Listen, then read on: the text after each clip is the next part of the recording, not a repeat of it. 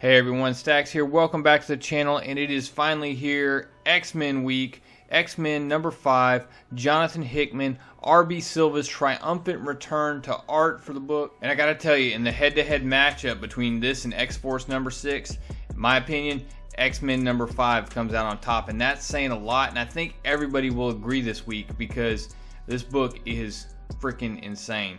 Anyways, guys, hit that subscribe button, leave a like, and let's get into this. And if you're sitting here thinking, what's up with all the Dark Phoenix variant covers?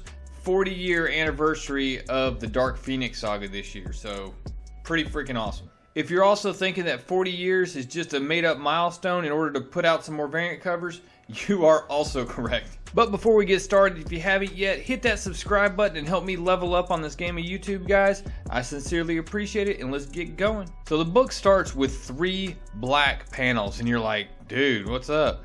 And you see Cyclops down at the bottom, and he comments, what have I done? What in the world was I thinking? And what a way to start a book, right? This is like walking in the door, and your dog that's usually excited to see you that comes running up, like is hiding. And you're like, oh man, something bad happened. What did he do? But then you realize it's Cyclops, so it probably needed to be done anyways. You know what I mean? Obviously, some big time foreshadowing about what's going to happen in this book, right? But we jump into the story, and we have Serafina, who's down in Ecuador. She's on the run from the X-Men. If you remember her, she's from X-Men number 1. She was captured by Orchis somehow, and when Cyclops and Storm raided that compound with Magneto, they ended up freeing her. Now, she is what's called one of the Children of the Vault. Now, and we'll get into that a little bit later in the issue, so just stand by. What you need to know right now is she's on the run from the X-Men, and she busts into this clearing where there's some shepherds. They say, hey, what's going on here? This girl, you know, we need to get her some water, get her something to drink. What's going on here? And she stops him and says, no, just keep him from following me. And she uses mind control on him. And so that's exactly what they do. Who steps out of the woods? No other than Wolverine. And I love this part because Wolverine steps out, they look at him, and he goes, oh, I know that look. And if I tell you I've tried to talk 1,000 men out of this mistake that you're about getting ready to make, I know I'm low. Is there any way I can convince you gentlemen to step aside? Just let me catch the very bad girl. And they come at him, he's like, I didn't think so. And these poor Ecuadorian shepherds never had a chance. They just get rocked. I mean, Wolverine tosses them both, makes quick work, and he just continues off into the woods after Serafina. When he finally catches up with them, you have him strolling up and realizing that she's already made it into the vault. She is back in the vault, and he calls back to headquarters and says, what do you want me to do here? Because his recommended course of action is course of action number 1, and that's cut his way through the door, even with this giant broken sentinel sitting over him. But that's explained to him that that's going to create another problem, a temporal problem. Because time inside the vault acts much different than it does time outside the vault. You know, 1 minute outside of the vault could be equivalent to years inside of the vault. And that's how these children of the vault are so advanced. Basically, they used temporal acceleration. They accelerated time through them in order to have them evolve to this higher baseline of power sets. From there, we go with Serafina inside the vault and see what she's seeing inside there. The system, whatever it is, the vault, identifies her, and we find out that whatever she is, she's level 2 of it. Anyways, to sum this up, the vault runs some scans. It seriously runs a virus scan on her and makes sure there's no kind of contagion that she has. And then it tells her, once it's done, to proceed to the city. From there, we jump to Krakoa, where Professor X, Storm, Cyclops have put together a rather interesting team consisting of X-23, Sync, and Darwin. I did a preview video where I kind of discussed each one of their power sets, but to go into it a little further, basically these guys give them going into the vault the greatest chance of survival. First, you have Darwin. His whole power set is he can adapt to anything. He evolves so quickly that you can't kill him. You have Sync, who can mirror that. It provides redundancy. And then you have X-23, who has a healing factor to the point where if they get stuck in there for whatever reason, she's very much like Wolverine, where she's going to stay young for a long time. She's not going to age like a regular person or a regular mutant. And just as a point of contention here, at no point during any video that I ever do will I call X-23 Wolverine. It's not going to happen. Which I have to mention this scene that basically while Armor's explaining everything, and saying X-23, who, like Wolverine, has a healing factor, is what she's trying to say. Well, she pops in and says, right after she says, who like Wolverine, she goes, well, actually, I am Wolverine. And Wolverine just smiles and goes, you tell him, kiddo. And remember those words, because they start getting into the details of this mission they've been selected to go on. And they're basically, if you haven't figured it out now, they're going inside the vault. And when they go inside the vault, there's going to be some huge issues. First of all, because of the temporal displacement, you can't reach into the vault with Cerebro. So they're on their own. Not only that, but because of the resurrection protocols, you can't reboot these people until you have, a proof of life or death. And the big thing is, if they make it through all of this, if they manage to get out, they got to be alive long enough for Cerebro to execute a download, or this whole mission is a waste. Well, it's at that point that X-23 asks, so exactly how long are we going to be in there? And that's when it gets real, because they're like, last time it was shut, it would have been the equivalent of several thousand years had passed inside. And it's at that point that X-23 gets all uppity and says, you know who should be sent on this mission? Wolverine. And that's when he looks down at her and says, haven't you been paying attention, kiddo? They are. And plus, he's got other things to do. He flat out tells her, I got other things that are pressing at this. Can't wait. And this whole exchange is funny to me because she wants the mantle. She wants to be the Wolverine. But she, when the responsibility comes up, she's like, no. It's like being the 60 gunner or the 240 Bravo gunner. Everybody wants to fire the 240 Bravo or the M60. But when it's time to clean that thing, or when it's time to do a road march with that thing, oh no, you don't have a friend in the world at that point. I'll talk more about this at the end, because this also causes some issues reaching back to fallen angels. So from there's a white page that focuses on Sync. And this is a really interesting white paper because it's so dense. There's so much information here. First of all, it talks about some of the issues they had when they brought Sync back.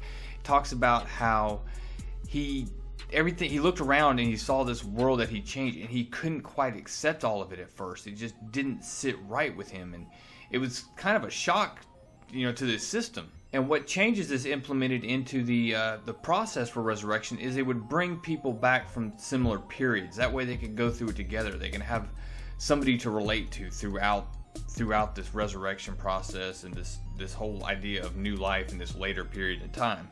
Something else we find out on this white paper is that Sync was one of the very first mutants brought back because it was thought that he could help take some of the load off of the Five, that as they got tired, as they wore down, he could step in and basically give them a day off.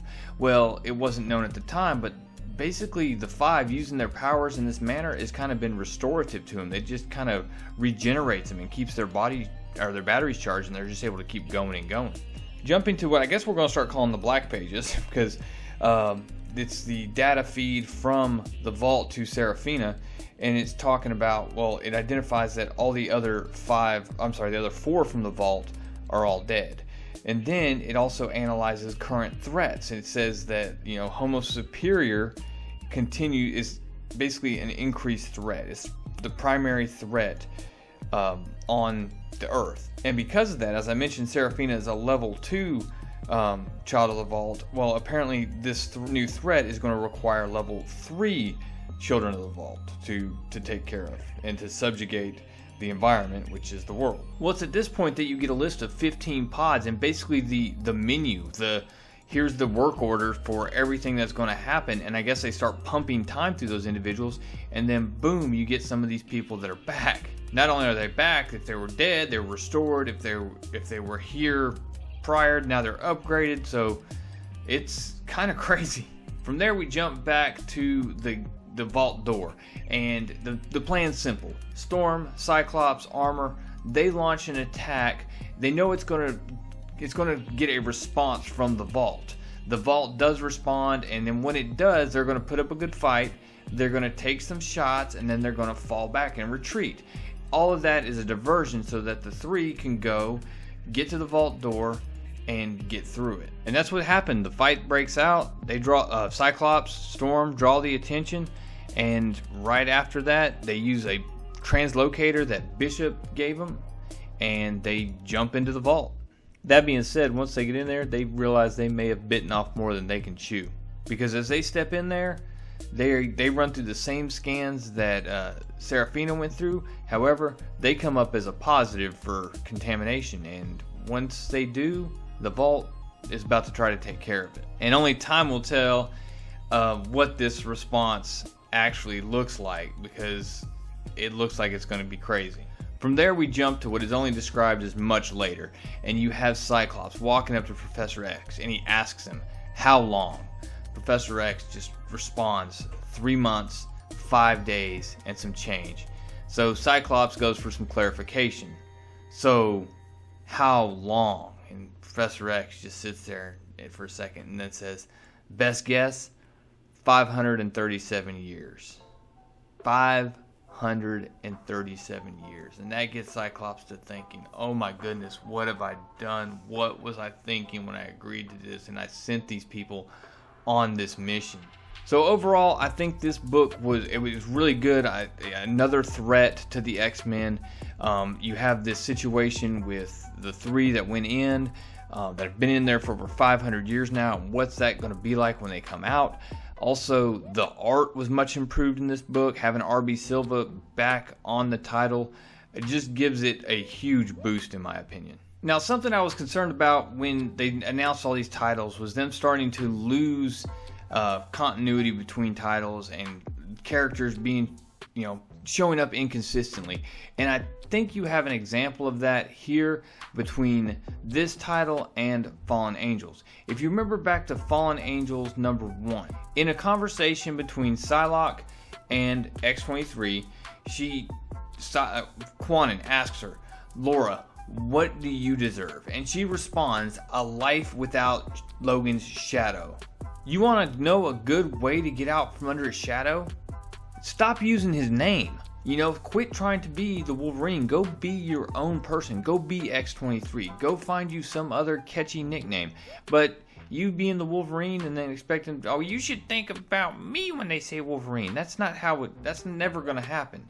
I mean, Wolverine's been an Avenger, an X-Men. He's done it all. He saved the world through time, traveling through time in Age of Ultron. I mean, he's kind of a big deal. You want out from under his shadow? Just stop.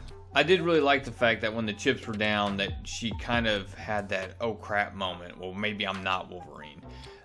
It's going to be interesting to see how this. Throwing her in the oven for 500 years, that really does provide an opportunity for some character growth and maturity, and see what we get on the other end. So, could be very interesting. Anyways, as far as the rest of the issue, you got to see Storm in action. You got to see her doing her thing. Cyclops was good in this. The characterization was really good. The art was good. Definitely a recommend. Go pick. If you're not picking up X-Men and X-Force, you should be. Definitely 2 books you should go check out. I will leave links in the description down below. If you don't have a local comic shop, which should be your course of action #1 for supporting comics, make it to your local comic shop and pick it up. If you can't do that, you don't have one local, I'm going to leave the link to a Comixology link down below where you can get the book online and check it out for yourself. I do skip a bunch of stuff and some of the dialogue. Especially on Sync and Darwin this issue. I had to skip over a bunch of it, but it's absolutely great. So go check it out. Anyways, guys, that's all I got. Make sure you hit the subscribe button, leave a like, and comment down below. Let me know what you think of this issue, guys. That's all I got. Real Comic Stacks. Out.